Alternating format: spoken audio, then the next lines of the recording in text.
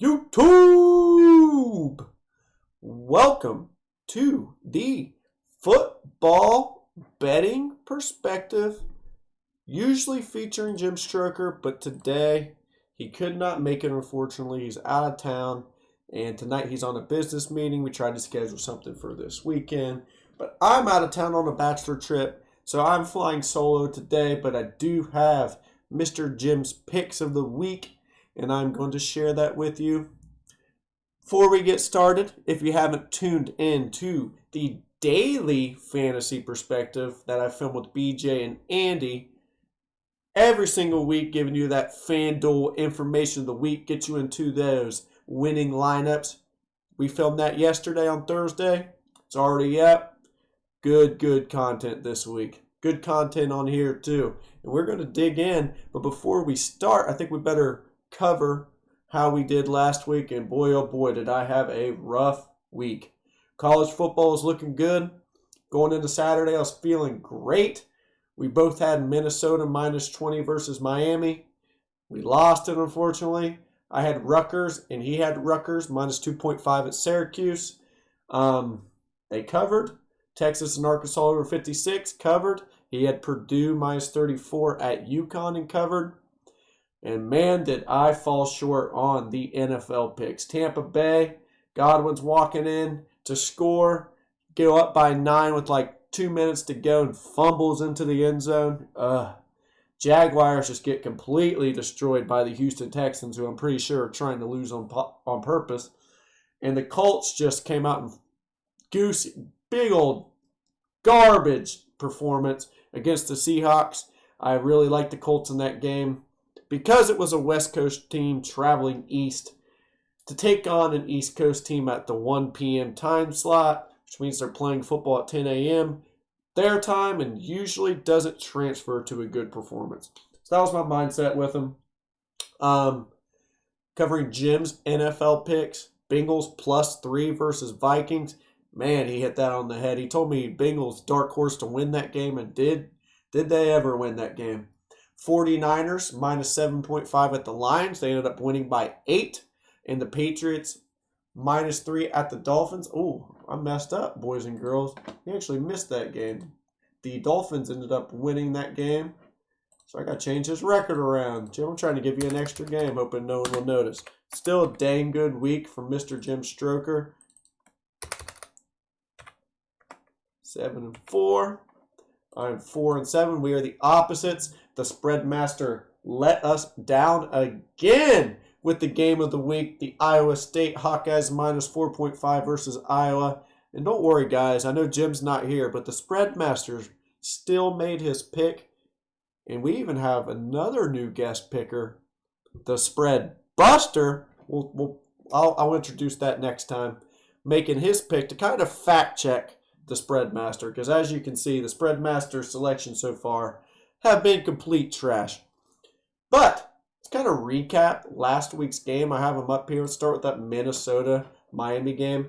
I was feeling pretty good about this when I saw the halftime score 21-3, and then Miami they kind of went off the gas pedal a little bit and kind of tried to control the game on the ground. Potts had 34 carries for 178 yards and 2 touchdowns. I told you Potts was going to be a heck of a player. He was averaging 6.8 yards per carry before this game, and he was about there again. Just no real true desire to even score that second half, it felt like, for Minnesota. They couldn't really get that rhythm going. So this was both of our one pick of the week in college football that we missed, and we picked it together. So the second game that we picked together that actually hit was Rutgers minus 2.5 at Syracuse. 0-0 at halftime. Not going to lie, I was a little nervous, but Rutgers came out in the third quarter, took that 14-7 lead, never looked back. I was really impressed with their quarterback, although everything was very intermediate. He didn't really throw the ball down the field, but he was very efficient. 22 for 28, 145 yards and a touchdown. Not much scoring in this game. QBRs were low because they didn't really take any chances. Not very many big plays. But Rutgers pulled out the victory, covered the spread on the road. Texas and Arkansas, I was not feeling good about this game at halftime. The score was 16-0, Arkansas at halftime with an over-under of 56. Score fest started happening in the second half. I was feeling good at the end of the third quarter when it was 33-7. Texas with a couple, garbage time touchdowns in the fourth quarter. Put us over the over for the win. What do you guys think about Steve Sarkisian benching their QB that quick? Second game of his college career. I don't know how I feel about that. Arkansas did contain Bijan Robinson. He had 19 carries for 69 yards and only had one catch. That's how you're going to beat Texas this year. Take Bijan Robinson out of the game and you have a very good shot of beating them. Moving on to Purdue, minus 34 at UConn. Jim Stroger told us UConn is the worst team in college football. Anytime that they're playing just a semi-good team and the spread is under 35 points, take the semi-good team. Purdue, 49, just pure domination. 16 for 20 from Mr. Plummer, the QB. 4 touchdowns, almost 100% QBR. Backup comes in, looks just as good. Purdue rolled UConn, the worst team in college football. Moving on, I already kind of touched base. I picked the Tampa Bay Buccaneers, -8 versus the Cowboys. They had that at one point. Chris Godwin sticks out the ball to break the play in the end zone. Bam! Fumble. Cowboys go down to score. It was just a shame. It was a 5-point swing in the opposite direction. Sucks. Tampa should have covered that. Vikings at Bengals. Jim told you on the football betting perspective, Bengals are going to beat the Vikings, and he wasn't wrong. Bengals 27, Vikings 24. Bengals offense looks explosive and scary. Joe Mixon looked phenomenal.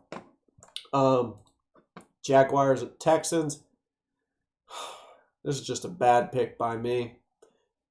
I had faith in Jacksonville. They looked good their third preseason game, but man, the Texans just put it on them, controlled the game with the ground. Brandon Cooks, just long plays. It seems like every time they throw the ball to Brandon Cooks, he catches it. He's not a big guy, but man, is he a good deep threat. Trevor Lawrence had a couple touchdowns late, third and fourth quarter. He didn't look horrible for his debut, but that's the worst team they're going to play all year, and they're getting beat by 16 points. Jaguars are going to have a rough season, boys and girls. 49ers and Lions. Jim picked the 49ers -7.5. Looked like an easy cover, but the Lions come roaring back in the fourth quarter, 16 points. They had a chance to actually tie the ball game. Just comes up short. 49ers cover 8 points. Good job. Good pick. Colts 2.5 versus Seahawks. Don't pick against Russell Wilson in September, man. That guy's unbelievable. 18 for 23, 254 yards, 4 touchdowns. Man looked awesome. Carson had his thing going. Colts looked pretty stagnant on offense. They didn't look like they had very many receiving weapons. Yes, Pascal hit the end zone twice, but he had 4 receptions for 43 yards. Nothing that great, but he did get the red zone opportunities. Maybe a little deeper fantasy stash right there. Seahawks rolled, kind of dominated that whole game from start to finish. Last but not least, the only miss on the NFL side that Jim missed, picked the Patriots -3 versus the Cowboys, or the Dolphins, and the Dolphins pulled out the victory against Mac Jones. Mac Jones, man, looked really good for his first game. Playing against probably the best 1-2 punch in the secondary in the NFL. Mac Jones, 29 for 39, 281 yards, 1 touchdown. Was pushing the ball down the field, anticipating throws. I liked him and Aguilar's connection. David Harris did his thing, 23 carries, 100 yards. But the story of the game is definitely the rookie receiver, Jalen Waddle, 4 for 61, a touchdown. Devontae Parker, 4 for 81, a touchdown. And Tua did not look bad. They did just enough to win the game. In my opinion, though, Mac Jones looked better than Tua, but they just didn't do enough in the crunch time to win the game. That is the recap of last week. Iowa State minus 4.5 versus Iowa was the game of the week the Spreadmaster picked. And as we know, Iowa won the battle of the state of Iowa and actually beat Iowa State straight up. So, moving into week 3, we have tons to talk about. We are going to do the same thing we did last week. We are going to pick 3 college football games each and 3 NFL games each, and we will be transparent for how we do. And I'm going to start us off here in my notes, and I am picking Coastal Carolina minus 13.5 versus Buffalo. So, my notes are saying Buffalo just got blown out by Nebraska 28-3.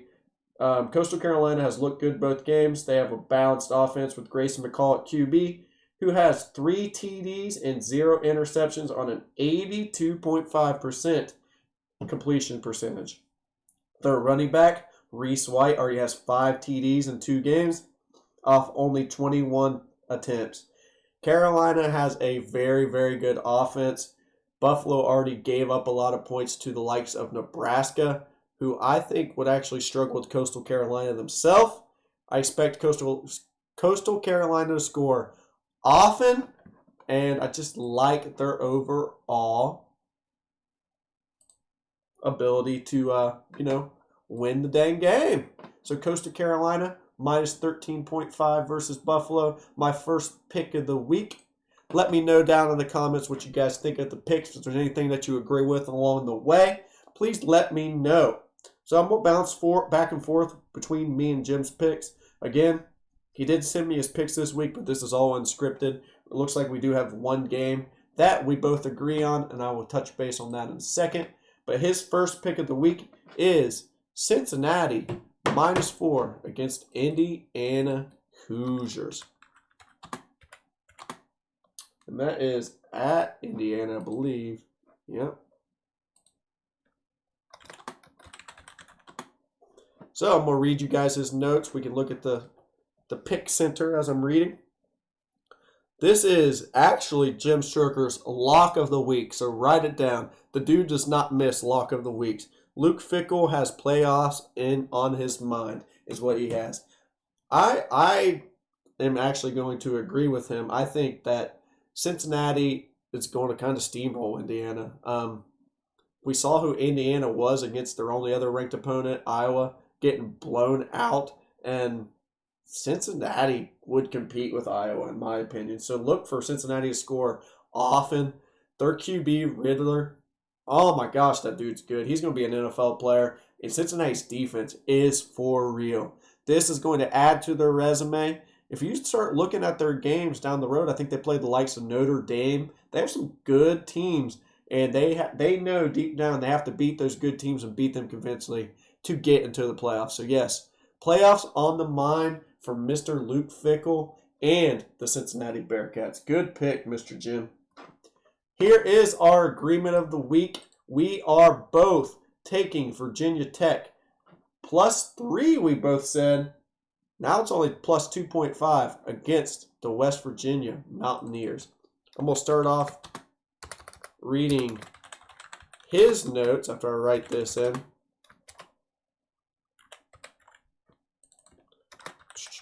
Excuse me real quick. Let me start off by saying most teams traveling to Morgantown would struggle with the crowd noise. Virginia Tech, however, plays in a loud stadium themselves, so they are used to the loud crowd noise. It's a classic battle of a great offense versus a great defense.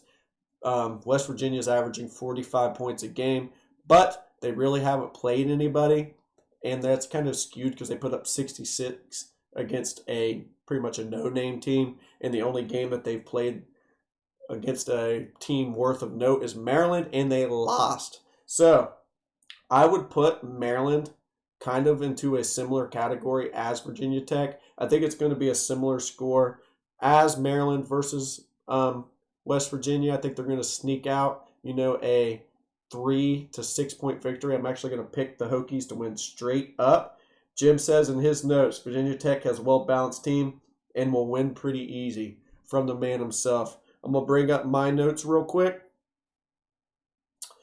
I had Virginia Tech has already beaten a good UNC team on national television and had a solid second game. Their defense is very good, only giving up 24 points on the year total. They are used to playing in loud stadiums. I think their communication will be a key. I think this is a very solid pick this week. I'm betting the Hokies. I think that's going to be – I'm actually kind of surprised about this number right here. 57% of people are picking West Virginia against a ranked opponent. I think Virginia Tech wins by 6 to 10 points. My next pick is the game of the week, and I am taking Alabama to cover the 14.5 at Florida. And it's pretty simple. I think I'm going to stick with this rule of thumb when I'm betting college football when it comes to Alabama and their current state. And that is, if Alabama isn't playing Clemson, Ohio State, or a rivalry game such as Auburn or Georgia, and that spread is under 16 points, I am taking Alabama every single time because I do believe they are on a different level.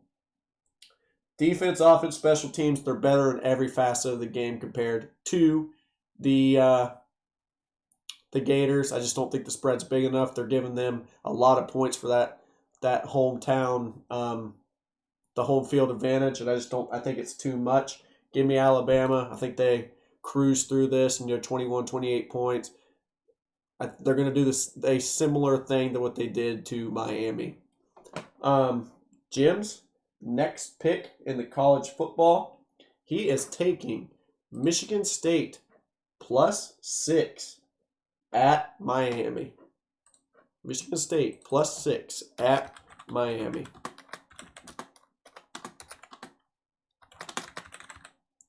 So, Jim, he says, Manny needs to hope he still has a job at ESPN.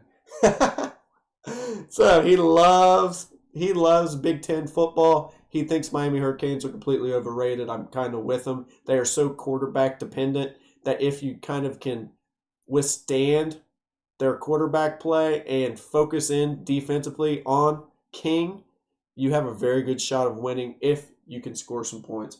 And Michigan State has proven to do that. They're putting up 40 points in each of the first two games. They're averaging 40 on the season, I just don't think Miami's going to be able to hang. They do have a solid home field advantage at -6.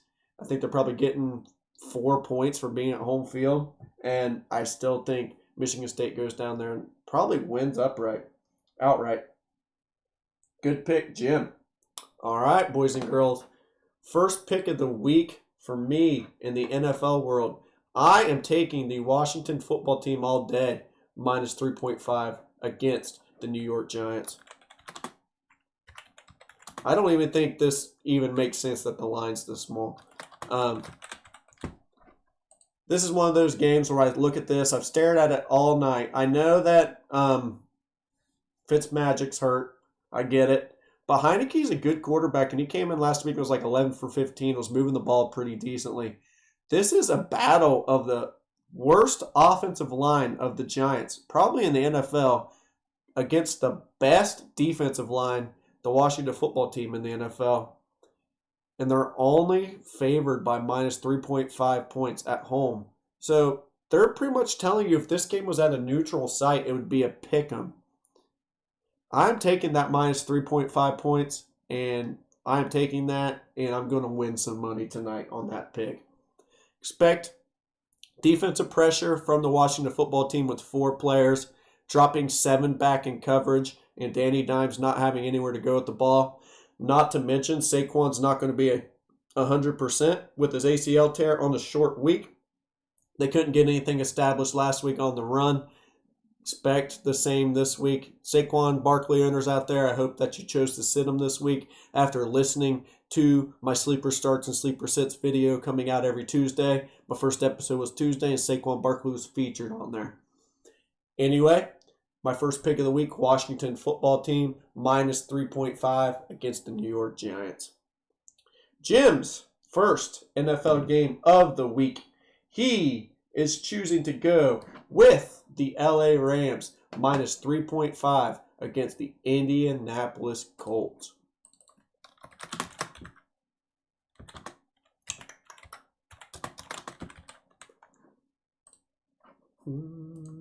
So, what he writes here, Rams should dominate the line of scrimmage. McVay and Stafford, a winning combination. You know, I kind of agree. I think I might have put too much stock last week into West Coast teams traveling east for a 1 o'clock game. Colts just seem like they're kind of trying just to figure themselves out on offense. And this is not a team that you want to figure yourself out with off the offensive side. Wentz with his COVID stuff, his foot, he hasn't practiced much with the team. It's going to take a few weeks for them to get rolling. So I am with Big Jim this week. I would also take the LA Rams minus 3.5 at the Colts. All right, my second game of the week.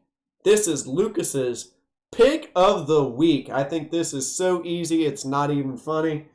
Give me the Patriots all day, minus 6 on the road at the Jets. No question. This has blowout all over it. This line does not make any sense.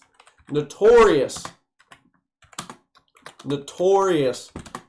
defense against rookie QBs. It's not even funny what the Patriots defense does against rookie QBs. I know I've alluded to it many times on the channel. What they did to Justin Herbert last year was absolutely insane. Herbert comes in on fire, throwing touchdown passes left and right, being efficient with his passes, and the Patriots flat out blew them out 45-0 on national television, and Herbert looked lost.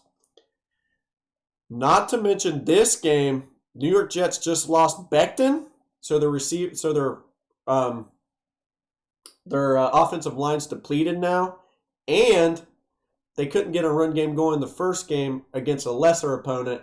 Just think how this game's going to go. They're going to put the ball in Zach Wilson's hands. He's going to be expected to do everything. This is not going to go well for you Jets fans. I am super confident about that. Patriots minus 6, lock of the week, locked and loaded. Tell me what you all think about that. All right. Jim's second pick of the week in the NFL category is the Saints minus 3.5 against the Panthers, at the Panthers. And he has written here, clicking on shit. He has written here, Sean Payton and Mr. Winston and all the weapons on offense. They do have a lot of, I would say, tier 2 receivers like that on offense. You could argue that the Carolina have better weapons, but I can see what he says. The thing about the New Orleans Saints that's so hard to cover is you don't know who's going to step up. All these no-name receivers come off the streets and then they score touchdowns for you, and you're like, what the heck happened? Jameis Winston had one of the strangest stat lines I've ever seen as a quarterback, 14 for 20, 148 yards and 5 touchdowns his first game. That doesn't even make sense. I don't know if I would touch this game. I think the Saints should win. We'll see. That's Jim Stroker's second pick of the week. He's proven to be right more than me, so I would definitely go with him. My last pick of the week is the Titans at the Seahawks. I'm actually liking it even more now if the rain drops in Seattle at Titans plus 6. I think that's a pretty good line. It looked horrible the first week, but the rumor is there's going to be storms in Seattle. If there's storms in Seattle, the running game is going to be super, super important, and it's going to limit the passing opportunities. If you're going, which team is going to run the ball better for an extended period of time, I would definitely take the Titans with Derrick Henry pounding the rock. Derrick Henry is one of those players that gets better as the season goes. I know it's still early, But expect as the season goes for him to have a couple pop-off games, and this is one of them. If you take the ball out of Russell Wilson's hand, make them one-dimensional in running the ball, I don't think they're going to be able to keep up with the Tennessee Titans. I do think the Seattle Seahawks are going to win the game outright, but I think it's going to be closer to -6. Keep an eye on that weather report because the better bet, honestly, might be under 54 if the weather's going to be bad. So pay attention to that leading into the game. All right, Jim's last bet of the week is the Vikings and Cardinals. He has the Cardinals -3.5. This is one of those lines that doesn't make sense to me either, and Cardinals should just smash this. They're playing the Vikings at home, only getting 3.5 points after that performance. This seems too good to be true. Cardinals should roll, man. I mean, the Vikings just gave up so many points to the Bengals last week in yards, and just the Cardinals are a whole different animal. So expect big things from the Cardinals this week. I think that's a safe bet. So we have the spread master, and he picked. The spread master told Jim this week, he asked him if Alabama covers the -14.5 spread. And the spread master actually said they do. But don't get too excited yet. The spread master said Alabama covers 14.5. Sounds good, right? Well, we have a new tool. This one's called the Spread Buster. I know, pretty creative names. The Spread Master and the Spread Buster. We invented the Spread Buster to kind of keep the Spread Master in line because we're not quite sure what the Spread Master's doing. And Spread Buster kind of gives us, a different view of these games and seems to be a little bit smarter than the Spread Master at this point, I'd say. And he actually went the opposite, and he said Florida covers 14.5. So take it for what it's worth. We got some disagreements between the Spread Master and the Spread Buster. I wouldn't want to be in the middle of that argument in that household, but Spread Master hasn't been very good with his overall record, 0-for-2 so far. Maybe it's time that he gets back on track. And let me know what you guys think. Hit that like button. Jim, wish you were here, man. I know life happens. We're both busy people. Hell, there might be a time where you're running the show by yourself because I'm busy. But thank you for sending me your picks. Guys, hope you all win some money this week. Jim's killing it. He's winning over 50% each week. Pay attention to his picks. I think I have a good week coming this week. I'm due. I hope you all hit that like and subscribe button. This is coming out on Friday. We'll already know if I'm 1-0 or 0-1 this week with the Washington football team. I hope you all have a great weekend. No live stream this Sunday. I'm out of town on a bachelor party, but I am going to do a short video maybe Saturday morning that's going to give you the ability to ask starter sit questions, and I will answer those to the best of my ability as I'm on my bachelor party. Football betting perspective here. We are checking out. Hope you all have a great weekend. Peace.